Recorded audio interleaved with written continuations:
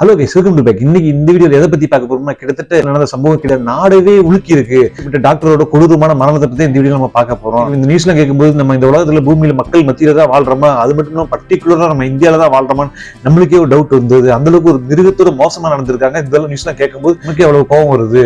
இதுல என்ன கொடுமைனா, இது மூடி மறைக்க வர முயற்சிகள் நடந்திருக்கு. என்ன நினைச்சு அப்படின்னு முழு விளக்கம் இந்த வீடியோ நம்ம பார்க்க போறோம். இதே லேசா இருக்கவங்க சரி, கற்பனை பெண்களா இருக்கட்டும் சரி, நம்ம குழந்தைகள் யாருமே இந்த வீடியோவை தவிர்த்துங்க, ஸ்கிப் பண்ணிட்டு வேற வீடியோக்கு போயிருங்க.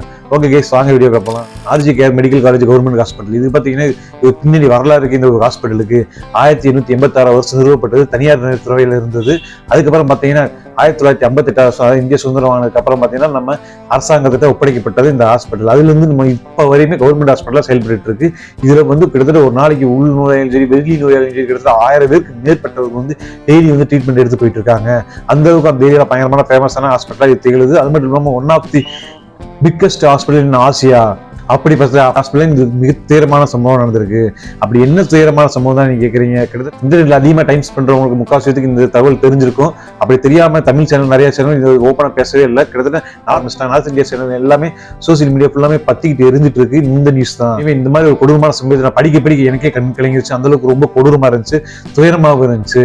ஓகே, அப்படி என்ன நினைச்சு சொல்லி பார்த்தோம்னா, பிஜேபி ஒரு ட்ரைனிங் பொண்ணு, அதாவது நிர்பயா பேர் மாத்திருக்காங்க. கிட்டத்தட்ட ஒரிஜினல் பேரை சொன்னா அந்த பெண்ணோட குடும்பத்துக்கும் சரி, அந்த பெண்ணுக்கும் சரி நல்லது கிடையாதுங்க.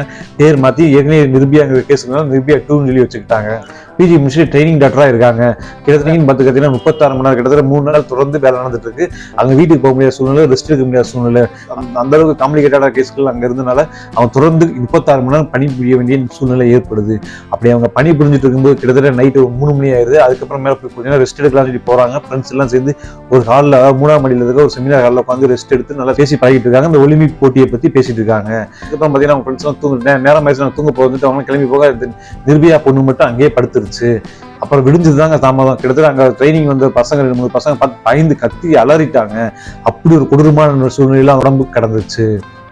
அது மட்டும் இல்லாம அங்க இருக்க பொறுப்புல இருக்க ஒரு ப்ரொஃபஸர் அது சூசைடுன்னு சொல்லி பேசி முடிக்க பார்த்திருக்காரு அந்த பிரச்சனையை. ஸ்டூடெண்ட்ஸ் நேரடியா பார்த்தனால புதுகரமா வெடிச்சிருச்சு. சூசைட் கிடையாது, இது கூட்டு வன்முறையை பாலியல பண்ணியிருக்காங்க, அதனால கொடூரமா கொண்டிருக்காங்க சொல்லி அங்க இருக்க டாக்டர் ஸ்டூடெண்ட்ஸே பரவாயில்ல பேச ஆரம்பிச்சு சண்டை போட ஃபைட் பண்ண ஆரம்பிச்சிட்டாங்க. நேரடியாக நம்ம போலீஸ் டிபார்ட்மெண்ட் வருது, என்கொயரி பண்ண ஆரம்பிச்சாங்க. முதல் கட்ட தகவலான மணியை போல ஒரு நபர் அங்கிட்டு கிராஸ் ஆகிற மணி கேமரா, சிசிடிவி கேமரா பதிவாகுது. திருப்பி அந்த நபர் 4:40 வெளியே வராது. போறப்ப ஒரு கழுத்துல ஹெட்செட் இருக்கு, வரும்போது அவர் கழுத்துல ஹெட்செட் இல்லை. அதை வச்சு அந்த நபரை கேட்ச் பண்றாங்க, அந்த நபரை என்கொயரி பண்றாங்க. அப்பதான் பல திடுக்கிடும் தகவல்கள் நமக்கு தெரிய வருது. அதாவது அந்த மர்ம நபர் பாத்தீங்கன்னா கிட்டத்தட்ட போலீஸுக்கு வாலண்டரியா வேலை பார்த்துட்டு இருக்காரு. போலீஸ் கேம்ப்ல அங்கங்க இன்டர்வியூ நடக்கும்போது அங்கே இவரும் போய் கலந்துக்கிட்டாரு. கடந்து 3 நாளா போயிட்டு தான் வந்திருக்காரு அந்த கேம்புக்கு.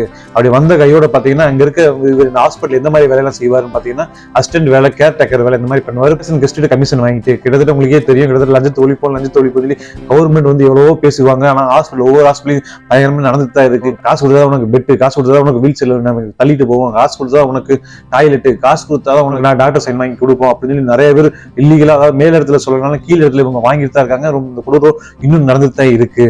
இந்த வேலையை தான் இவர் பண்ணிட்டு இருக்காரு. போய் ஒரு பேஷண்ட் வந்ததுமே ரிசீவ் பண்ணிட்டு அவங்களுக்கு தேவையான எல்லாமே இவர் பண்ணி கொடுத்துருவாரு. அதுக்கு தேவையான அமௌண்ட்டை அவங்ககிட்ட இருந்து கலெக்ட் பண்ணிக்குவாரு. இதுக்கு அவங்க ஓகேன்னாங்கன்னா அவங்க காசு கொடுத்து அவங்க வச்சுக்குவாங்க. அசிஸ்டண்டா கேரக்டர் தான். அதே மாதிரி தான் அன்னைக்கு நைட்டு ஒரு பேஷண்டோட எக்ஸ்ரே ரிப்போர்ட் வாங்கிருக்காங்க. அந்த நடந்து போறாரு, போய் எக்ஸ்ரே ரிப்போர்ட் வாங்கிட்டு வந்து அந்த பேஷண்ட்டை கொடுக்குறாங்க. அப்போ பார்க்கறதா அந்த பொண்ணு தனியாக தான் படுத்திருக்கு. அது மட்டும் இல்லாம அந்த பேஷண்டோட கெஸ்ட் கூட சேர்ந்து அங்கே ஹாஸ்பிட்டல் பின்னாடி வளாகத்துல ஃபுல் சரக்கு அடிக்கிறாங்க 2 பேருமே. கிட்டத்தட்ட எந்த ஒரு ஹாஸ்பிட்டல் அதோடு கிடையாது, தெரிஞ்ச மிகப்பெரிய பிரச்சனை. அப்படி இருந்தாலுமே இவரோட கூட்டணி சேர்ந்துட்டு அவருக்கு வாங்கி கொடுத்துருக்காங்க. எத்தனை நபர்னு சொல்லி ஒன்றும் சரியா தெரியல. இனிமேல் கிடுக்குப்பிடி விசாரணையில தெரிய வரும் எத்தனை பேர் சேர்ந்து தண்ணி அடிச்சிருக்காங்க. அப்புறம் மரண பகுதியில் உள்ளாத்திருக்காரு. இந்த பொண்ணு 3ஆம் மாடியில் இருக்கு, ஞாபகம் இருக்கு. செமினார் நீக்கி வேகமா போயிருக்காரு இவரு. போனது மட்டும் இல்லாம அவர் தப்பான நோக்கத்தோட மேல கை வச்சிருக்காரு. அந்த இருக்கு கத்த விடாம இருக்கு, வாயை குத்திருக்காரு, மீறி தள்ளி தடுத்து இருக்கு. அதுக்கப்புறம் பாத்தீங்கன்னா குரலே பிடிச்சிருக்காரு. அந்த போன் உடம்பே உடஞ்சிருக்கு. பல பேர் அந்த புண்ணை துன்புறுத்தி இருக்காங்க. அது மட்டும் போஸ்ட்மார்ட்டம் ரிப்போர்ட்ல பாத்தீங்கன்னா 50 கிராம் ஸ்பேம் உள்ள இருந்திருக்குன்னு சொல்றாங்க. கிட்டத்தட்ட ஒரு ஆள் ரேப் பண்ணாலே 2.5 கிராம் ஸ்பேம் தான் உள்ள போகும். ஆனா இவங்க கூட்டு பாலியல் பண்ணியிருக்காங்க, அதனால இவ்வளவு ஸ்பேம் உள்ள இருக்கு அப்படின்னு சொல்றாங்க. அது மட்டும் நீங்க ஒரு மனுஷனோட பயங்கரமா, மிருகத்தோட பயங்கரமா ரொம்ப கொடூரமா கொலை பண்ணியிருக்காங்க. கிட்டத்தட்ட அந்த பாடி எடுக்கும்போது பாத்தீங்கன்னா இந்த விழா கால் 2 காலுக்கு 90 டிகிரி அளவுக்கு பிரிஞ்சிருக்கு.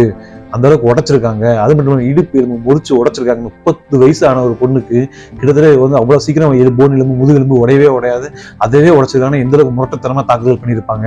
அதோட விட்டாங்களா, கிட்டத்தட்ட அந்த பொண்ணுக்கு போட்டு அந்த கண்ணாடி இருக்குல்ல, அந்த கண்ணாடி மூஞ்சி போய் செவுத்துல அடிச்சிருக்காங்க. கண்ணாடி சதறி கண்ணுல குத்தி கண்ணுல இருந்து ரத்தம் வந்துருக்கு. விடாம 2 கண்ணுல இருந்து ரத்தம் கொட்ட கொட்ட அதுக்கப்புறம் விடாம அதுலயும் விடாம ரொம்ப சித்திரவதை பண்ணியிருக்காங்க. நெகை காயங்களும் நெகை கீறல்களும் காயங்களும் ரத்தங்களும் அங்கங்க இருக்கு. போஸ்ட்மார்ட்டம் பண்ற டாக்டரே ஒரு நிமிஷம் பார்த்து மிரண்டு போயிட்டாங்க. அந்த அளவுக்கு ரொம்ப கொடூரமா மிருகத்தனமா தாக்கியிருக்காங்க. அப்படிப்பட்ட அந்த நபரை கைது பண்ண இன்கொயரி நடந்துட்டு இருக்கு. எத்தனை பேர் இந்த கூடிய சீக்கிரம் பிடிக்கணும். அது மட்டும் இல்லாம டாக்டர் இந்த பக்கம் ஒரு போராட்டத்தை உருவாக்கிட்டாங்க. என்ன போராட்டம்னா கிட்டத்தட்ட டாக்டர்களுக்கு சேஃப்டி கிடையாது. நாங்க பப்ளிக்கோட ரொம்ப க்ளோஸா நீடா எல்லா விஷயம் பண்றோம். கணிகரமான க்ளோஸ் ரிலேஷன்ல இருக்கும். கிட்டத்தட்ட நல்லதான் சரி கெட்டதான் சரி நான் ஓப்பனாவே அவங்கள்ட்ட சொல்ல வேண்டிய சூழ்நிலை வரும். அதான் எங்களுக்கு பாதுகாப்பு தேவைன்னு சொல்லி பயங்கர ரொம்ப நாள் போராடிட்டு இருக்காங்க. அந்த போராட்டம் இப்போ கையில் எடுத்து திருப்பி அகைன்ஸ்ட் பண்ண ஆரம்பிச்சிருக்காங்க.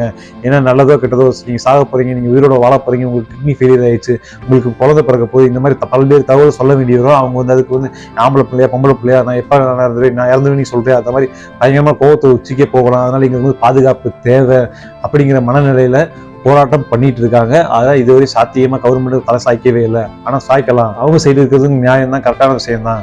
பார்த்தீங்கன்னா திருப்பி 4:40 வீட்டுக்கு போகிற ரூம்ல போய் எதுவுமே நடக்காத மாதிரி ரத்த கரை படைஞ்ச ட்ரெஸ் எல்லாம் தூக்கி அங்கே குப்பையில போட்டு தீ எரிச்சிட்டு வாட்டர் ரிலாக்ஸா படுத்து தூங்கிட்டான். அடுத்த நாள் காலையில் ஒன்றும் தெரியாத மாதிரி எந்திரிச்சு கிளம்பி வந்துட்டான். மனுஷர்கள்லாம் உயிரோட வாழ்றாங்க. அது நார்த் சைடு இந்த மாதிரி பல சம்பவங்கள் நடந்துட்டா இருக்கு. கிட்டத்தட்ட இது பயங்கரமான ஒரு தீர்வு வரணும்னா நம்ம சவுத் சைடு இருக்க அதிகாரிகள் அங்கே போய் நியமனம் பண்ணணும். இருக்க சின்ன சின்ன கேட்டகரி இருக்க அதிகாரி இருக்கட்டும், பிரைம் மினிஸ்டர் இருக்கும், எல்லா இடத்துலையுமே நம்ம சவுத் இந்தியன் ஆளுக போய் அங்க இருந்தாதான் அதை ஒரு கட்டுப்பாட்டு ஒரு ஒழுங்கினத்துக்குள்ள கொண்டு வர முடியும்னு நான் நினைக்கிறேன். நார்த் இந்தியன் அதை என்கரேஜ் பண்ற மாதிரி இருக்கு. மேல் மேலும் தப்புகள் நடந்துட்டு தான் இருக்கு. துளி கூட குறைஞ்சவொன்னே கிடையாது. இதுக்கு தீர்வு என்னன்னா மரண தண்டனை, தூக்கு தண்டனையோட மிக கொடூரமான தண்டனை அந்த நபருக்கு கொடுக்கணும். அப்பதான் பாலியல் இனத்தோடு நடக்கிற பல கொலைகள், பல கொடூரமான சம்பவங்கள் எதுவுமே நிகழாது. இதை பத்தி நீங்க நினைக்கிறீங்க?